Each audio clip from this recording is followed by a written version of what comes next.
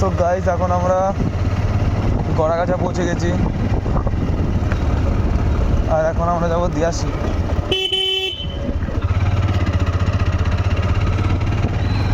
আর এদিকে রাস্তার জন্য পুরো পিডাব্লিউ সব ঘরবাড়ি ভেঙে দিয়েছে,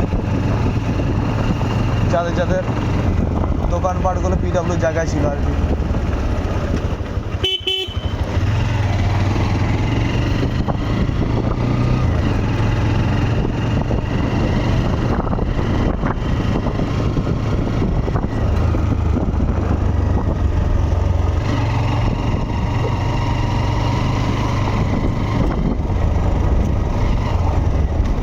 আর আজকের ওয়েদারটাও অনেকটা মেঘলা মেঘলা, বৃষ্টি বৃষ্টি না আসে যেন আবার, কেন সকাল থেকে বৃষ্টি হচ্ছে। আর ডান দিকে দেখতে পাচ্ছেন কত সুন্দর কাশফুল, পুরো অসাম লাগছে। এই ছাগল সব দৌড়াচ্ছে।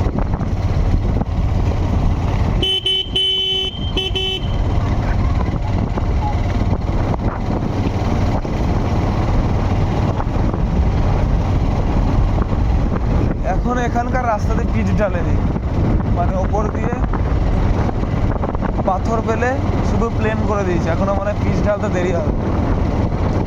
কেন কি গাইস আজকে আপনাদের বলছি, পাথর নিয়ে একটা কেস।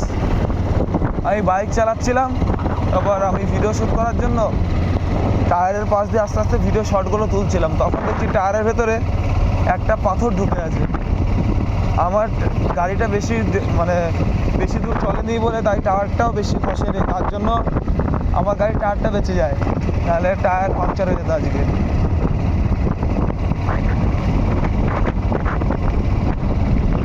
আর প্রচুর হাওয়া দিচ্ছে আজকে, জানি না ভয়েস কিরকম আসছে কি না আসছে।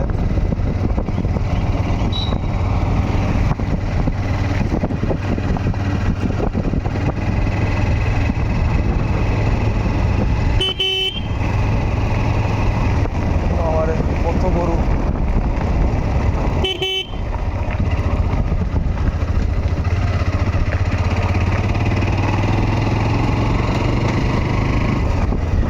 আর গাইস যেরকম দেখতে পাচ্ছেন এসব রাস্তাতে জোরে না চালানো উচিত, কেন কি যখন তখন গাড়ি স্কিড করতে পারে।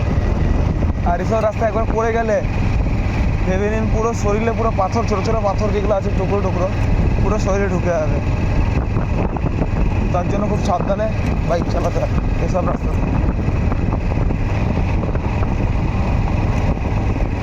তো চলুন আপনাদের সাথে আগে যেতে যেতে কথা হচ্ছে।